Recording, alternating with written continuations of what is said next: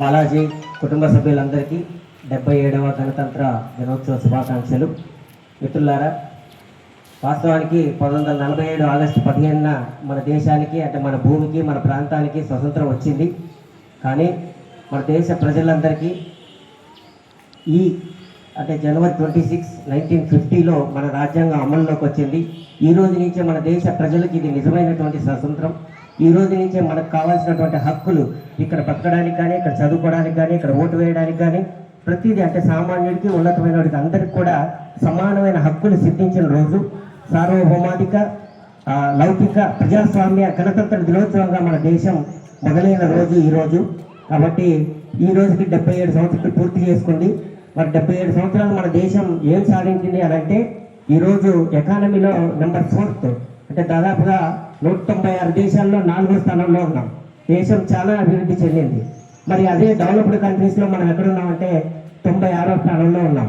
మరి ఏంటి తేడా అని అంటే తలసరి ఆదాయంలో అంటే దేశం జీడిపి బాగుంది, దేశంకి డబ్బులు బాగున్నాయి, ఆదాయం బాగుంది, కానీ దేశ ప్రజలకు మాత్రం బాగా లేదు. మరి ఏం జరుగుతుంది అనేది ఇక్కడ ఒకసారి మనం అందరం ఆలోచించాలి.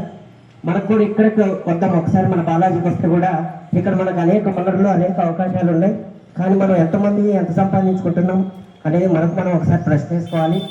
అదేదో సినిమాలో పవన్ కళ్యాణ్ గారు ఒక సూట్ కేసు ఇస్తే ఆ సూట్ కేసు పట్టుకొని కొద్దిరం పోయాడు, దీని లాక్ ఎంత సార్, నెంబర్ ఎంత సార్ అనేది రిటర్న్ వచ్చి అడుగుతాడు. గుర్తుందా సార్ మీకు ఆ సినిమా? ఎవరికి లేదు అనుకుంటా. ఓకే, అందులో నీకు ఇంత కెపాసిటీ, ఇంత డబ్బులు యాక్టివ్ లేవు మొత్తం చెప్పి 1000 రూపాయలు అందులో ఇచ్చి హీరో పంపిస్తాడు. కానీ మనసారి ఇక్కడ సూట్ కేసు ఇచ్చి నెంబర్ ఇచ్చి డబ్బులు ఇచ్చి తీసుకొని పోండి అని అంటే మనం ఆ సూట్ కేసును మళ్ళీ రిటర్న్ పట్టుకొని వచ్చి ఆడ పెట్టి, సార్ ఇంత మేము హ్యాండిల్ చేయలేము, మా కొద్ది ఇవన్నీ ఉంచుకోండి మీరే అని అందులో ఒక 500 తీసుకొని 1000 తీసుకొని సార్ మాకు చాలు, మా లెవెల్కి చాలు అని చెప్పేసి అని మనం వెనక్కి తిరిగి వెళ్ళిపోతున్నాం. మరి ఇది ఏ విధంగా కరెక్ట్? ఇంత మంచి ఆపర్చునిటీ, ఇంత మంచి సూట్ కేసు, ఇంత మంచి డబ్బులు, ఇంత మంచి వనరు, ఇంత మంచి అవకాశం మనకి ఇక్కడ ఉన్నప్పుడు మనం అందరం మన శ్రమని కొద్దిగా పెంచి ఇప్పుడు ఎంతైతే శ్రమ పడుతున్నామో దాన్ని డబల్ చేసి, ఇప్పుడు ఎంతైతే ఆదాయం వస్తుందో అది ట్రిపుల్ చేసి, అంటే మనం 5 గంటలు పనిచేస్తే 10 గంటలు పనిచేసి నెలకు 1,00,000 సంపాదిస్తే 3 లక్షలు సంపాదించే స్థాయికి ఈ రోజు నుంచి మళ్ళీ మనం రావాలని. నెక్స్ట్ మళ్ళీ మనం ఆగస్టు 15న జెండా ఆవిష్కరించుకుంటాం. దాదాపు ఇంకొక 220 రోజులు ఉంది మనకి.